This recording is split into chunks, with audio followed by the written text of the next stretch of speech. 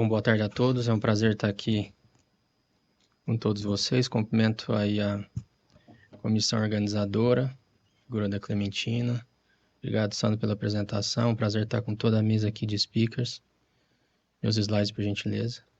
É um prazer estar aqui em Brasília com todos vocês. Um pouquinho da minha trajetória, além de hoje liderar oncoclínicas num projeto e num programa de terapia celular, eu tenho também a minha formação científica através da Universidade de São Paulo e também da Universidade de Paris, onde fiz o meu doutorado e também depois fiz meu pós-doutorado em Bethesda, no Instituto Nacional do Câncer Americano, NCI, que foi aonde eu tive contato de fato com o CAR-T-cell. Posteriormente a gente voltou para o Brasil em 2018.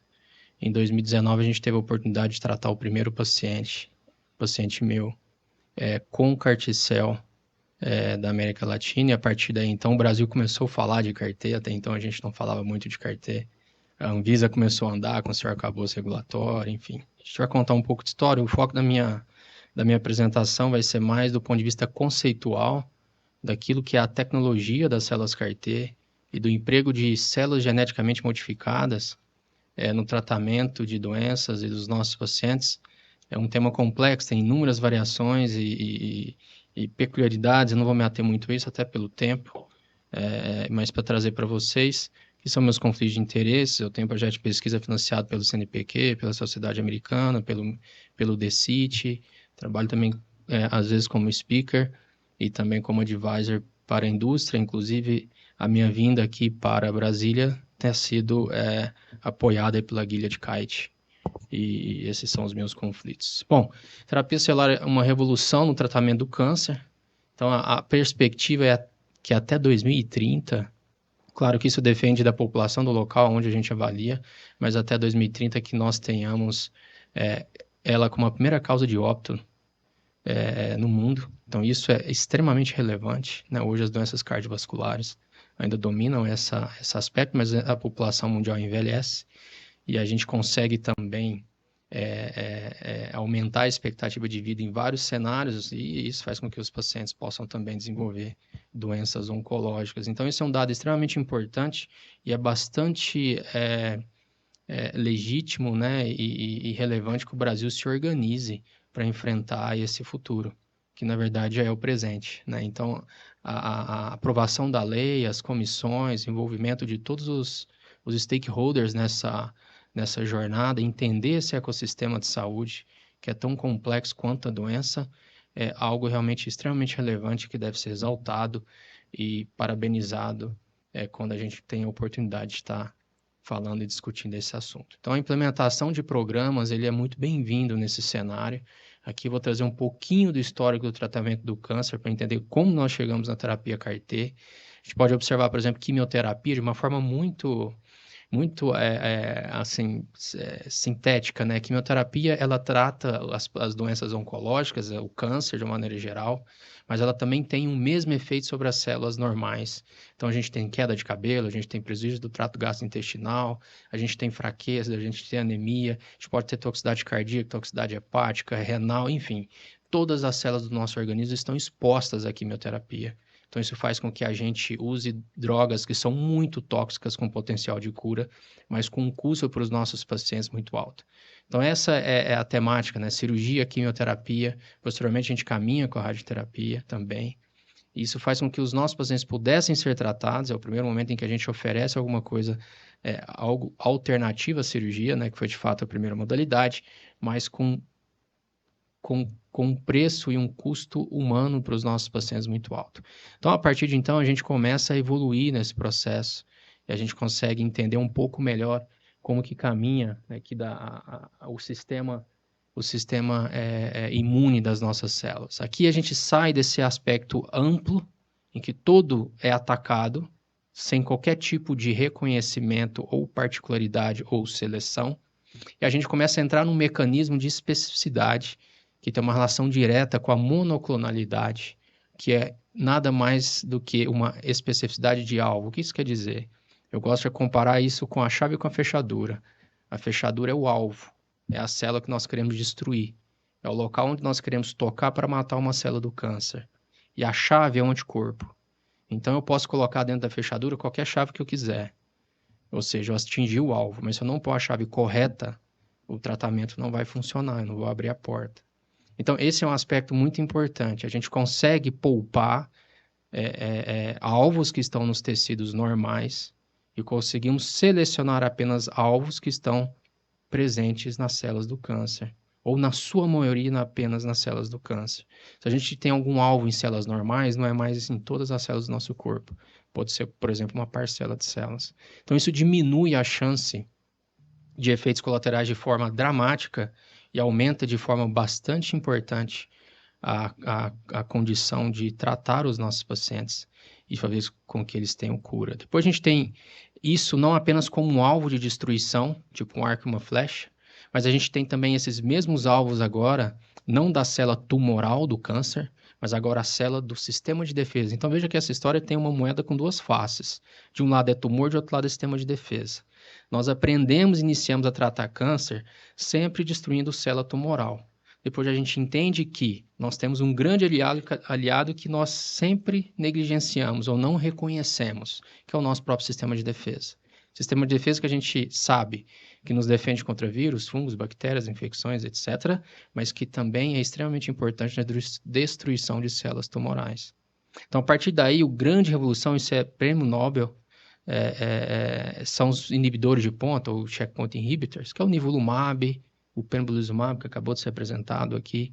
Isso vai fazer com que a célula de defesa nossa se torne, digamos assim, gourmet. Vira um grande halterofilista, né, um crossfiteiro, e vai destruir as nossas células. Porque a capacidade de destruição dela aumenta. Essas células, elas com o passar do tempo, nosso sistema de defesa, a gente aprendeu isso com HIV e hepatite C. Se você fica o tempo todo tentando destruir um alvo, o nosso sistema de defesa ele cansa. É igual a gente jogar bola. Vai lá, faz uma partida de 1 hora, ok, joga 5 horas seguidas. Dia seguinte a perna tá doendo, cheio de ácido lático, ninguém aguenta nada. O sistema de defesa é igual. Se ele é continuamente estimulado por um determinado alvo, e a célula cancerígena não vai embora, o HIV não vai embora, a hepatite C não ia embora, então o sistema de defesa cansava. E essa droga foi capaz de revigorar, rejuvenescer essas células e dar a ela a capacidade de, quando ela iniciou o seu processo, às vezes até maior, e aí isso levou à destruição. O grande exemplo é o melanoma, que foi aqui muito bem apresentado e mostrou para vocês. Então, essa é uma outra possibilidade da gente conseguir alterar o nosso sistema de defesa. Mas a coisa não parou por aí. Tinha que ter o passo a mais da gente pegar e fazer toda essa transformação dentro da célula. Agora a gente não quer mais injetar medicamento na veia do nosso paciente. A gente quer pegar essa célula de defesa, levar para o laboratório e alterar todo o seu sistema genético, promover uma mutação nessa célula. E ela vai ficar mutante com variações que façam ou que fazem com que ela possa destruir células, e quando essas células se dividirem e forem dar origem às suas células filhas, elas vão herdar a mesma capacidade. Então, essas células agora, elas possuem um gene, a gente faz um processo de clonagem, e essa clonagem faz com que ela tenha uma nova habilidade, que é expressar um novo receptor, que vai fazer com que ela agora consiga reconhecer alvos que antes ela não reconhecia. Então, é como se fosse uma célula. A gente usa a célula T, se a gente for pensar no nosso sistema de defesa, ele vai desde o soldado até o general. A célula T é o general, é a mais importante do nosso sistema de defesa. Não é à toa que o HIV é uma doença tão mortal, que é essa célula que ele destrói. Ou seja, o general do sistema de defesa, a gente fica sem um líder para poder caminhar com o nosso sistema de defesa. É essa célula que nós levamos para o laboratório. E aí essas células T, que vão ser geneticamente modificadas, podem ter vários nomes. Células CAR-T, TCR engenheirado. A gente pode usar uma célula prima dessa célula T, que é a célula NK, e fazer um CAR-NK, ou outras células do sistema de defesa, como os macrófagos, por exemplo. Então, esse é um passo extremamente importante, porque a gente está fazendo o tratamento de maior tecnologia embarcada da medicina. A gente está manipulando uma célula de um tal nível que até então era impensável. A gente só conseguia ver isso a nível de ficção científica. E isso foi construído a partir de 2011, com vários estudos e desenhos de estudos e de modelos de fazer com que isso pudesse acontecer. até que nós tivéssemos o primeiro paciente tratado em 2011 e depois o primeiro produto aprovado, e a partir daí vários vieram a partir de 2017. Então, terapia celular, no senso geral, é o emprego de células como tratamento, como remédio, como medicação. Então, estou usando terapia celular para que a gente consiga tratar as doenças dos nossos pacientes. Na verdade, a rigor, a terapia celular mais antiga que existe é transfusão sanguínea. Então, quando a gente faz transfusão de sangue, a gente está repondo, por exemplo, anemia, plaqueta, etc. Eu estou tratando, mas aqui não, aqui é algo diferente. Eu estou fazendo com que tenha uma função de destruição e de alteração do sistema de defesa do nosso paciente. Isso vem inicialmente com o transplante de medula óssea, que foi lá há 30 anos, 40 anos, também foi Nobel Prize, é que esse pessoal gosta de ganhar prêmio Nobel. Então, isso trouxe o transplante de medula, que vocês olharem lá em cima, o Rego mostrou isso de uma forma muito melhor do que eu, está muito mais claro, mas vocês podem ver que a célula lá em cima é a célula mãe, a célula tronco. Quando eu pego essa célula, destruo ela e eu paro de produzir sangue, e eu faço uma repopulação dessa cavidade óssea e volto a produzir sangue, é o transplante de medula óssea, que eu uso as células tronco. Então, veja que já é um tratamento específico, focado na medula, mas é um tratamento geral. Eu uso quimioterapia, radioterapia. E eu não troco só uma coisa, eu troco tudo, tá? Aqui a gente não faz algo específico. Quando eu desço nas células que são originadas, né, as células que estão ali do sistema de defesa, aí sim eu vou trabalhar com uma célula específica, que é a célula T ou o linfócito T, que vocês podem ver que estão à direita. Então, se nós observarmos aqui, esse é o caminho. Eu tenho um paciente elegível a transplante de medula óssea, eu vou tirar a célula desse próprio paciente depois de ciclo de quimioterapia, vou congelar, e um tempo depois ele vai receber esse de volta quando ele fizer o transplante. Ou eu tenho um doador normal, Patrícia falou do nosso sistema de transplante, o Brasil tem o maior banco de doadores, ou melhor, o terceiro maior banco de doadores do mundo, com certeza o maior da América Latina, a gente já tem aí cerca de 5 milhões de doadores cadastrados. Então, esses doadores normais ou parentes podem doar a medula e a gente pode fazer o transplante. Então, esse é um método padrão. A gente já tem mais de 1,5 milhão de pacientes tratados no mundo, mais de 700 mil vivos. Isso já acontece há mais de 30 anos. Então, isso deu toda a base para que nós aprendêssemos a trabalhar com célula, a entender que célula é possível de curar doença. Né? A gente curou leucemias, como o Rego mostrou, promielocítica, não é uma doença que a gente faça transplante halogênico, mas as outras modalidades de transplante, sobretudo as de alto risco, são curadas com transplante de medula. Por exemplo, linfoma, mieloma, etc. e tal. E claro, aqui está o Thomas, que foi Nobel Prize, e depois a gente vem, então, para as células CAR-T, que aqui eu vou mostrar para vocês como que acontece. Veja que aqui à esquerda é o linfócito T, nós nascemos com essa célula T, né? A gente chama de naive, todos nós temos ela, né? Então, essa célula T, ela vai agora receber um vetor. Esse vetor tem a capacidade de entrar dentro da célula. Eu vou abrir um parênteses, porque a história é interessante. Nós não inventamos os vetores, né? O pessoal da pesquisa de bancada, eles queriam promover uma clonagem, alterar geneticamente a célula, mas ninguém conseguia entrar dentro da célula. Pô, como é que eu vou entrar dentro da célula para poder fazer isso? Vou matar a célula. Tiveram a ideia, poxa, a natureza já faz isso por nós, que são os vírus. Os vírus não conseguem se dividir sozinhos. Eles precisam da nossa maquinaria de divisão para poder se perpetuarem. Por isso que o estrago é tão grande. A gente acabou de ter Covid, né? O HIV é um grande exemplo. Então, quando isso acontece, o vírus entra e ele vai exatamente onde nós queremos, que é o núcleo da célula. E lá ele usa tudo que nós temos para poder se dividir, a célula estoura, explode, e os vírus caem na nossa corrente sanguínea. Poxa, vamos pegar esse vírus, vamos isolar esse vírus no laboratório, vamos tirar dele a capacidade de causar doença, mas manter a capacidade de entrar na célula. Olha a história, presta atenção. E vamos colocar dentro desse vírus, que agora eu vou chamar de vetor, o receptor que eu quero, que é o receptor CAR. Só que, bom, qual que é o melhor vírus para entrar dentro da célula T? Eu acabei de falar, HIV. Poxa, então vamos usar o HIV. Então a gente pega o HIV, isso há 20 anos atrás, pega o HIV, tira dele a capacidade de causar doença, coloca o gene que nós criamos, né, que nós queremos, e criamos um vetor. Não é mais HIV. Agora ele chama vetor, mas ele foi derivado disso. Então foram anos construindo um vetor para que ele se tornasse seguro, para não causar doença em ninguém, para que depois isso chegasse nos humanos. Então veja a história de onde que isso vem. A gente tratou o primeiro paciente em 2011, mas a origem disso está lá para trás, no milênio para trás. Então, uma vez que a gente conseguiu usar o vetor, vejam lá, está representado dentro da célula uma fita de DNA, o vetor vem do lado, tem ali o raiozinho, né? Vou até voltar aqui para vocês verem. Olha, o vetor chega, tá lá o raiozinho no DNA, então ele entrou na célula T, né? Deixou o vetor lá dentro, o gene que nós queremos. Aí essa célula T, quando recebe um novo receptor, passa a chamar a célula CAR-T. Essa célula CAR-T agora, ela não é mais cega ao tumor. Ela passa a enxergar o tumor diretamente, que está lá à direita, se é uma célula de leucemia ou de linfoma. Então, essa célula vai ser capaz de caminhar e vai fazer com que ela conecte na célula tumoral. Veja que ela vai dividir. Todas essas células divididas são células que também possuem CAR-T. E a gente vai conseguir, então, destruir essa célula tumoral. Então, isso do ponto de vista celular é o que aconteceu. E essa é, de fato, uma revolução.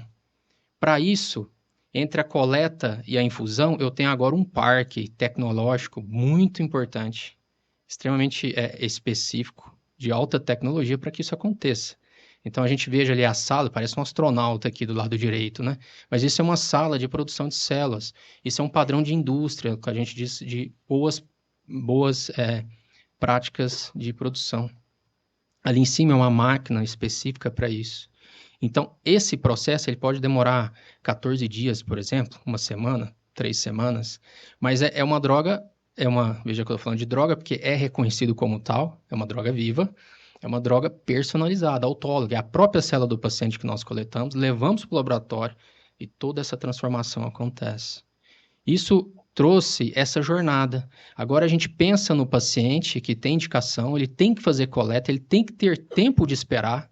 Muitas das vezes, né, os nossos pacientes não conseguem esperar, porque essa célula vai ser coletada e tem a jornada da célula também, que, digamos, vai lá para a manufatura, para o laboratório, e depois ela vai voltar. Então a gente pensa em duas jornadas e os nossos pacientes precisam seguir disso. E qual que é o resultado disso? Aqui é uma curva clássica, paciente com LLA, leucemia linfoblástica aguda, que é a doença mais prevalente das crianças, mas também tem uma boa prevalência em adultos. E pacientes que são recaídos ou refratários, ou seja, aqueles que não respondem ao tratamento habitual, ele tem isso. Aqui é uma curva de sobrevida. Então, aqui do lado direito é o tempo, né? No eixo X, o Y é a quantidade de pacientes. Vejam que todos vão morrendo com o passar do tempo. E esses pacientes não têm nenhuma chance de sobrevida. Todo mundo que trabalha com LLA sabe que paciente recaído é refratário. Se não for curado com transplante, realmente a gente não tem muito que possa fazer. Até chegar ao CAR-T-cell. Veja a diferença de curva. Agora a gente consegue ter respostas de 90% logo depois da infusão dessas células. E depois, com o passar do tempo, cerca de 40% dos pacientes podem ter retorno da doença, mas 50% dos pacientes não terão leucemias. Isso é, de fato, uma grande revolução de uma necessidade atendida desses pacientes. Da mesma forma, linfoma. Esses são pacientes que são recaídos e refratários também, linfoma difuso de grandes células, linfoma não Hodgkin difuso de grandes células, linfomas agressivos, e que também tem um tempo de sobrevida de apenas 6 meses, mas quando tratados com células CAR-T. Veja aqui uma curva do axicel. Ali é a curva de baixo, que não responde a nada, e veja a curva de cima, que é os pacientes que têm o privilégio, né, e o acesso às células CAR-T. Vou falar privilégio, porque a gente vai falar um pouquinho de acesso no Brasil. E isso pode mudar a chance desses pacientes em mais de 70% de serem curados com essas medicações. Aqui é um PET, vocês já viram isso na mídia várias vezes, é um PET-CT. Aqui, tudo que é escuro, na sua maioria, é tumor. Do lado de lá, não tem mais nada, ali é o rim, fígado, etc., bexiga, que são os locais que normalmente vão ser escuros. 30 dias apenas, então isso realmente são resultados extremamente exuberantes. Eu trouxe também outras alternativas, porque o CAR-T ele começa a olhar para outros horizontes. Aqui são pacientes com doença imunológica, lúpus eritematoso sistêmico. São pacientes que têm mais de 6, 7, 8 linhas de tratamento. Então, é uma doença autoimune. É a doença autoimune protótipo de mais grave que nós temos. Quando não responde, veja só aqui à esquerda, o paciente está praticamente totalmente inflamada. O gráfico representa os marcadores inflamatórios e vejo à direita, parece que não tem nada, né? Trocou de paciente, é outra pessoa. Pegou um paciente normal, colocou, e esses pacientes estão já há 2 anos em remissão. Então, a próxima aprovação do CAR-T anti-CD19 deve ser não apenas para leucemia, linfoma e mieloma múltiplo, mas também para pacientes portadores de doenças imunológicas, a gente chama de hipertratados, ou seja, pacientes que não têm mais opção de tratamento, a despeito também de vários avanços que a imunologia já apresentou. E para onde que nós vamos? Qual que é a caminhada aqui que nós temos? Não para por aqui. Essa é uma área extremamente quente do ponto de vista investigacional. A modificação genética que a gente faz do linfócito, que a gente mostrou aqui para vocês, a gente pode estender ela para a célula-tronco lá em cima, por exemplo, e tratar na minha falciforme. Eu posso fazer em células que não precisariam ter nada, mas que eu quero usar como carreadores, por exemplo. Eu posso fazer essa modificação genética em hepatócitos aqui do fígado e produzir fator de coagulação e tratar pacientes com leucemia. Então, pegue aí o que a gente gasta de fatores dos nossos pacientes portadores de leucemia. Então, a gente pode, esses vetores, essas alterações genéticas podem ser feitas em hepatócitos, por exemplo, e isso pode levar à produção. A gente pode levar, talvez, a células do pâncreas que possam produzir insulina, e aí a gente pode tratar o diabetes dessa forma. A gente pode ter células que vão destruir fibrose do coração, e a gente pode melhorar a insuficiência cardíaca e a fibrose miocárdica. A gente tem células até contra bactérias multiresistentes que não respondem, e fungos que não respondem a nenhum tratamento antimicrobiano sendo investigado. Tudo isso a nível de pesquisa.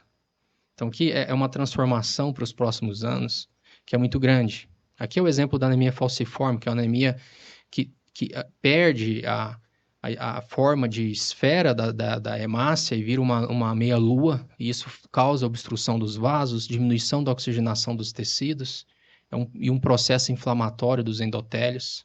E os pacientes têm dor, o paciente pode ter AVC, geralmente, né, é de uma herança hereditária, então são as crianças as mais acometidas, com prejuízo cognitivo, desempenho escolar, etc. e tal.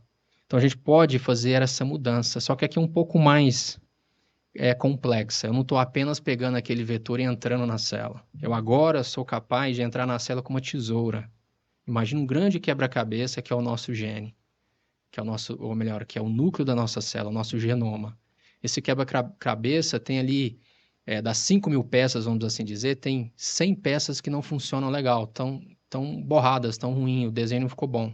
Eu vou, como que se fosse com uma tesoura ou com 2 pinças de crochê, eu vou lá cortar aquilo tudo, vou dispensar aquilo e vou refazer, só que agora de forma correta. A gente chama isso de edição gênica.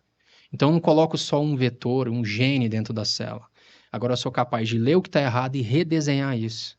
E fazer com que essa célula recupere, por exemplo, uma hemácia que é em forma de foice, agora volta a ter a forma normal. E aí eu volto essa célula para as crianças e elas deixam de ter anemia falciforme. Então, esse é um exemplo de terapia gênica. Vocês podem ver na imagem lá dentro do vaso. E, posteriormente, qual que é o impacto disso, alterando completamente a doença do nosso paciente. E esse paciente vai viver de uma forma adequada. É claro que a gente está numa fase de... Já temos um produto aprovado, ainda não no Brasil, mas estamos numa fase de aprimorar. Porque quando a gente mexe nessas células, a gente pode esbarrar numa célula, por exemplo, que causa câncer. E aí eu resolvo um problema e faço outro. Né? Então, nem tudo é tão simples. Estou tentando ser mais didático, mas os desafios científicos são gigantescos. Mas é um caminho sem volta. A gente não está falando de algo que é moda. A gente está falando de desenvolvimento de biotecnologia que deve ser necessariamente visto como uma política e um programa de soberania nacional, porque tudo isso pode ficar fora da nossa sociedade se nós não nos organizarmos e não apoiarmos iniciativas que podem trazer esse tipo de tecnologia para o Brasil. E é justamente desse jeito. Se alguém quer fazer pesquisa nessa área, é o que a gente faz, você tem que seguir esse caminho. Você tem que idealizar o processo, você tem que fazer desenvolvimento, você tem que ter os dados de animais, de camundongos, alguns primatas, no caso de anemia falciforme, só com primatas. E depois você tem que fazer os estudos de fase 1, fase 2. Depois que isso chega no mercado, esse tempo, ele pode demorar uma década. Como eu falei, o primeiro paciente incluído em estudo foi em 2011, foi só aprovado em 2017. Foram 6 anos, mas antes disso teve toda a fase pré-clínica que durou mais 4, 5 anos. Né? Então, não é rápido, isso não tem atalho. Então, aquilo que tem de desenvolvimento vai demorar um tempo para chegar e, claro, nesse caminho a gente pode ter problemas. Por exemplo, o tratamento de anemia falciforme foi baseado em camundongo inicialmente, não funcionou em nada, foi lindo no camundongo, no rato, chegou em humano não resolveu nada, tivemos que voltar e refazer tudo em primatas não humanos. Aí a gente começou a aprender isso de uma forma um pouco melhor. E tem a revolução da revolução. É a gente pegar tudo isso, esses vetores, essas coisas que eu estou contando para vocês, e colocar dentro de uma nanopartícula. E essa nanopartícula eu injeto no sangue e vai lá na célula T do sangue. Eu não tiro essa célula da minha corrente sanguínea. Na verdade, essa transformação vai acontecer dentro do meu organismo, do organismo do meu paciente, sem ter a necessidade de tudo isso aqui. Isso aí vai acabar. A tendência é que isso não exista mais e que a gente use as nanopartículas para fazer isso. Elas serão guiadas apenas nas células T, ou apenas nas células tronco, ou apenas no hepatócito, e vai entregar para essas células aquilo que eu gostaria de ter e que eu faço fora do corpo do meu paciente. Então, essa é a revolução da revolução. A gente já tem desenhos e modelos animais em andamento. Os desafios são ainda maiores, está na fase de camundongo, mas não tenho nenhuma dúvida que isso em algum momento também vai ser superado. Literalmente, a gente vai trocar o pneu com o carro andando. E aí a gente vai começar a lembrar lá do Zillion, aquele filme que a gente subia lá na estratosfera para poder, né, ter um raio que justamente alterava o sistema de defesa e a leucemia era destruída. Dentro disso, são os estudos ao redor do mundo, aqui está um pouco desatualizado, mas só para ter uma ideia, tem mais de 800 estudos acontecendo, hoje a gente já passou de 1.000, o Brasil tem poucos, precisa ter mais, então a gente precisa estimular mais esse tipo de estudos. China e Estados Unidos dominam o cenário. E aqui o Brasil é o primeiro país e o único da América Latina a ter, por exemplo, CAR-T. Então, que vejam, eu citei leucemia e linfoma, a gente tem mieloma múltiplo também, então a gente tem vários produtos aí já aprovados para uso no Brasil. Mieloma, linfoma, leucemia linfóide. E dentro do que tem do ponto de vista comercial, a gente tem uma barreira de acesso muito grande. Hoje, praticamente 100% dos pacientes que são tratados com CAR-T no Brasil precisam de judicialização. A gente não consegue ter acesso direto. E o SUS ainda não tem esse tratamento. A gente tem 2 iniciativas de desenvolvimento, uma do Fiocruz com o INCA, a outra da USP com o Butantan. Na expectativa também, são estudos. O Ribeirão, Butantan e USP está na fase 1, então lembra daquela caminhada que eu mostrei para vocês. E no caso do INCA e do Fiocruz, o processo está inicial. O Einstein também tem um estudo de fase 1 de CAR-T anti-CD19. Então, o cenário é esse. A gente já tem um produto no Brasil, do ponto de vista comercial, mas a gente não consegue ter acesso. 100% dos pacientes precisam, de fato, judicializar. E dentro da judicialização, talvez 30% vão conseguir ter êxito, os outros 70% não vão conseguir, o que faz com que no primeiro ano de CAR-T no Brasil, a gente tenha se aproximado de no máximo 50 pacientes tratados, ao passo que nos Estados Unidos a gente passou de 1.500 pacientes tratados no primeiro ano, quando nós tivemos aprovação. Acessem aqui a BHH, para quem quiser um pouco mais de informação, a gente trabalhou nesse consenso, 64 especialistas se reuniram, para escrever o primeiro consenso de células geneticamente modificadas, aqui fala de arcabouço da Anvisa, etc. e tal.